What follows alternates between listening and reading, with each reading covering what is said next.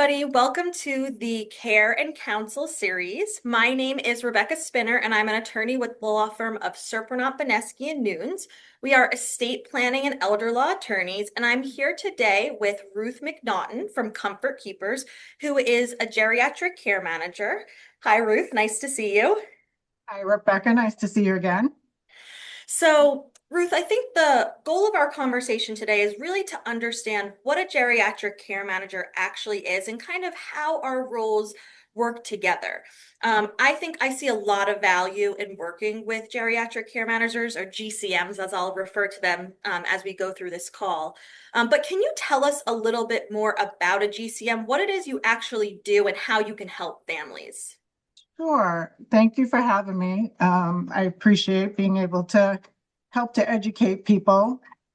So geriatric care managers are typically going to be either nurses or social workers. Occasionally, you may see a therapist that acts in that role.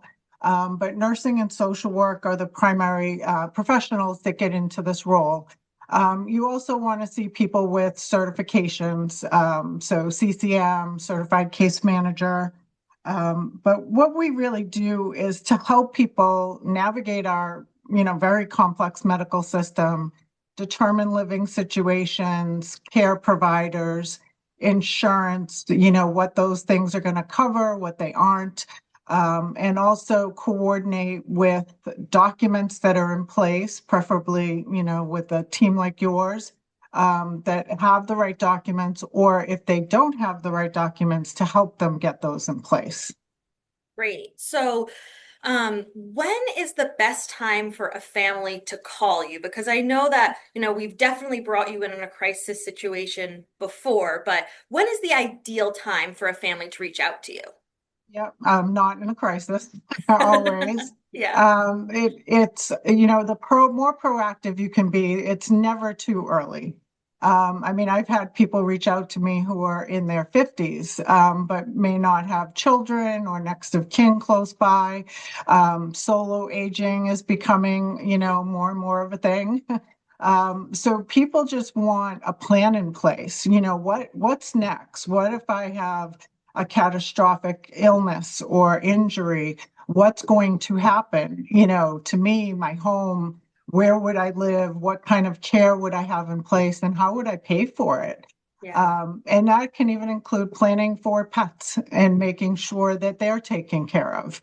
And who's an emergency contact and an appropriate healthcare proxy. So the sooner the better, because those documents, as you know, stay in place until they're changed. Right, right. So it sounds like what you're saying is proactive planning is going to be the most important thing here because the sooner we can get you involved, sort of the more familiar you'll be with the circumstances and you'll be able to step in kind of seamlessly when and if there's a crisis. Absolutely. And getting to know somebody, you may put a plan in place, document it, and not hear from them again for a couple of years. Yeah, They can take that plan, have it, make sure it's documented, shared with others, but not need services right away. right, But right. knowing the peace of mind that there's somebody to reach out to in the event that there is a crisis, Yeah, can, yeah. can be very, invaluable. Yeah, and something you mentioned earlier, part of that proactive planning is making sure that you have those foundational documents in place. That's what we call them in our office. And these are the documents that really every person who's over the age of 18 should have in place, regardless of what your assets look like. And I know you're very familiar with these, Ruth, but that's that durable power of attorney, who can make legal and financial decisions, healthcare proxy, who's going to make those medical decisions, making sure we have a good HIPAA release in place so that there are folks who can get access to that information, in Yeah. advance directives so that here are my care wishes. This is what I want to happen if I can't speak for myself. And Oh, then making sure they at least have that basic will in place. So these things are so incredibly important.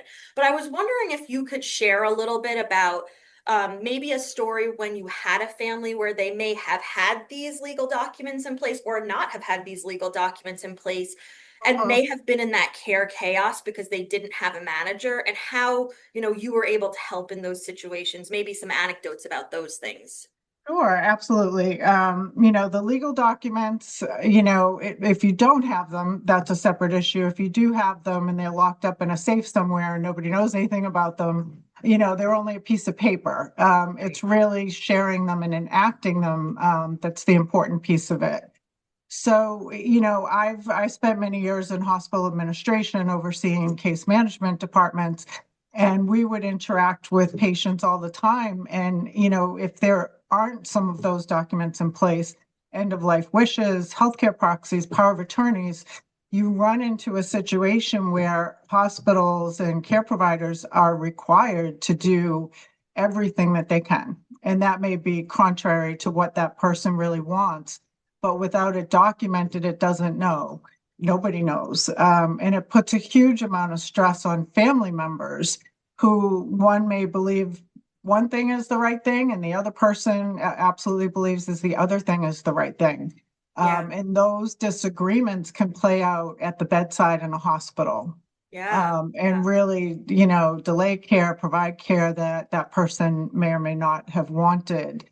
yeah. I know And I think, personally, oh, sorry, Ruth, you go ahead. that's okay. Personally, my mother had done all of those documents ahead of time, had a catastrophic stroke, and it was not the easiest thing for us, but it made a difficult situation so much easier because Yeah. she dictated what she wanted ahead of time. We didn't have to make those decisions. Yeah, it really took that burden off of you, Mhm. even though you yourself are a nurse and have a lot of experience Yep. in this, when it's your own family, it is so different having to make those very difficult decisions. And the thing that I was going to jump in with a little bit earlier as well is I think you've seen this. If we don't have documents in place, a lot of times that means we're going to court.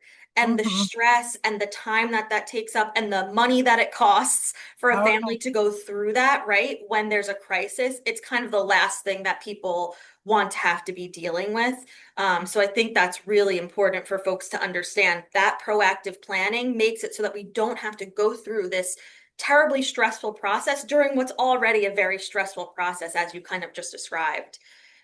absolutely, because you could have a loved one in the hospital and have to petition the court for guardianship if you don't have those things in Yeah. place. Yeah. And that takes a lot of time.